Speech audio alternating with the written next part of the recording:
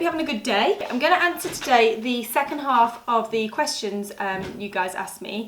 A few weeks ago I asked you if you wanted to ask me anything, and I got loads of lovely questions. I've already done one vlog answering some of them, and I'm going to answer some of the more technical questions now. So, a lot of these all related to patterns, and there was another question that someone asked me that I didn't answer last time, which was, where do I get my inspiration from? I know this isn't a technical question, but I'm going to answer it anyway. Hi Poppy. I get my inspiration from everywhere. So living in London, I feel completely spoiled because everywhere you look, there are people in amazing clothes, and basically when I'm out and about, I'm keeping my eye out. So the other day I saw this woman walking down the street in this amazing skirt, and I'm now planning to make a pattern from that skirt. So yeah, I always have my eyes open in London. I also get inspiration from films that I'm watching, or even box sets. So the Betty and the Joan dress, that came from Mad Men. I was watching something else, I think it was Suits the other day, and there was a top that someone was wearing and I loved that. So that's in the bank for ideas. So yeah, I get inspiration from there, and then also from books, exhibitions.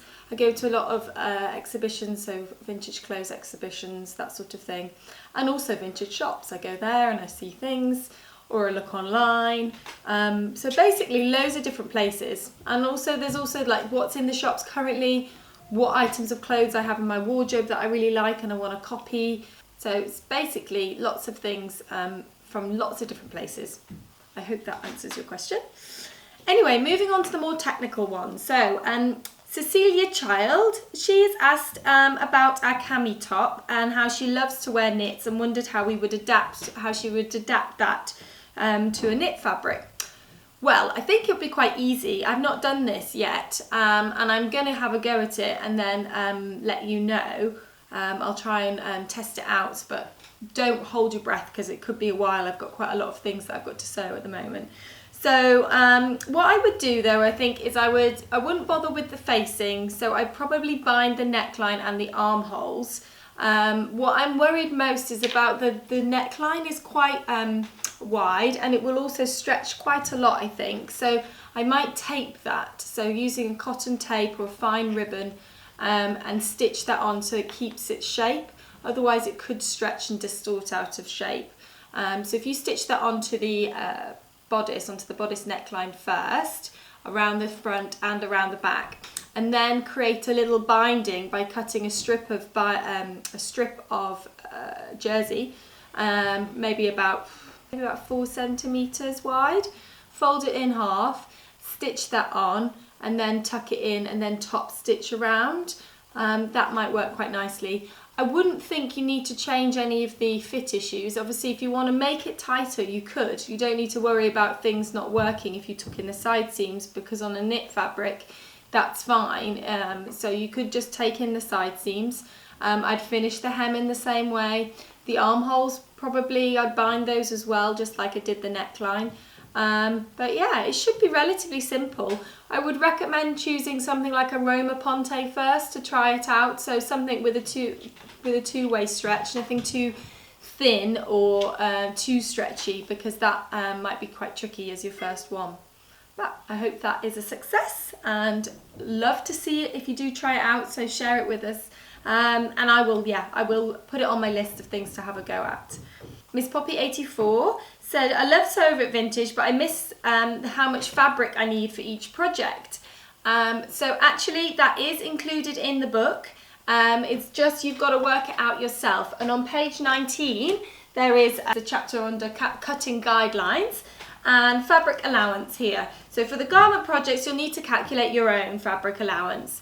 I'd said this because people could be making all sorts of different designs. Because you're making the patterns yourself, you might be shortening or lengthening or changing things that will affect the fabric allowance. So I want you guys to have a go at working it out yourself. So you do this by marking out the width of the fabric as it's folded on the table. So say you had 150 centimeters wide fabric, and then you folded it in half, which would give you 75 centimetres. So then what you do is you mark out that distance on the table. So using a metre ruler or tape measure, mark where that comes to. So you're marking out your section of where the fabric would be. And then you position your pattern pieces as though they were on the fabric. So if there's one that needs to be on the fold, one that needs to be a pair, position them out and then get them as economical as you can. Make sure you get the grain line right, so putting them in the right position, and then just measure it. And that's how we work out what we call costings, which is the fabric allowance. That's how we do it in industry. So yeah, have a go at it yourselves. And what we often recommend is adding an extra 20-30 centimetres just in case you've got something a little bit wrong. It gives you a little bit of room. Okay, I hope that's you get on well with that. Right, next question, Mariana. So Mariana, sounds like you're brand new to sewing and you've already embarked on quite a tricky project. You're trying to make some pyjama pants. I would recommend not doing something like that as your first project, but I'm going to try and help you with the problem. It says that you can't seem to lay out the pieces onto the fleece fabric in the right way so the fabric doesn't look distorted or lopsided. So imagine you've got quite a distinctive print and you're finding that they're not looking, they're not lining up once you sew them up. So probably you're not working with the grain line. So have a look at the pattern that you've bought and there should be a long line with an arrow at either end, and that's your grain line. So if you find that on your pattern, then what you do is when you're positioning your pattern pieces on the fabric, that grain line has to sit parallel to your selvage. So you take a tape measure and you measure from one end of the grain line to the selvage and then from the other end of the grain line to the selvage, and that will make sure your pattern piece is correctly on grain, and also it means that it's going to be going in the same direction as your other pattern piece so that when you sew them up together the pattern shouldn't be lopsided on the fabric. Okay, I hope that helps. I am planning on doing a video on grain line and pinning and cutting fabric, so bear with me and I will get to that at some point. And the last question, Alice Shepherd. Have you got any tips for adding extra fabric to the bottom of a full circle skirt?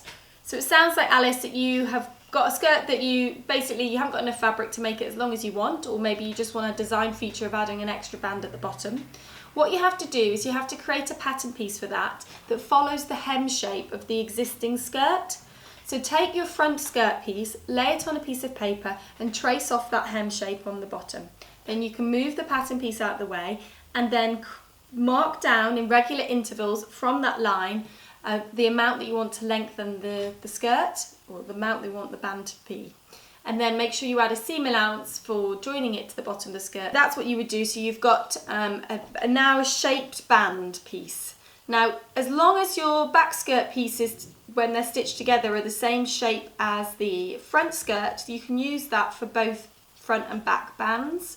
So if not, you just need to do the same with the back skirt piece. But what you might want to do is just put it on the fold so that you don't have a seam at the back of the extended piece at the band, because you don't need to have a seam there. The only reason we have a seam further up is because of the zip that you need to put in. So once you've got that, you can just position that on your fabric and then stitch that on. So I hope that answers your question. It's really easy. It's essentially just creating a little extended piece that goes on the bottom. Okay. So that's all the questions for this video. I've basically I think I've answered a lot of your questions now, but if you did find this useful, I'm going to do more of these. So keep tuned in for those, and make sure you subscribe if you haven't yet subscribed. Also, if there is any videos or how-to kind of step-by-step videos that you would love me to do, let me know, because I'm doing this for you guys. So if there's something that we haven't yet got as a technique on our channel and you'd like us to add something, then just let us know and we will see if we can do that for you. Anyway, that's it for today. I hope you have a nice day. Bye!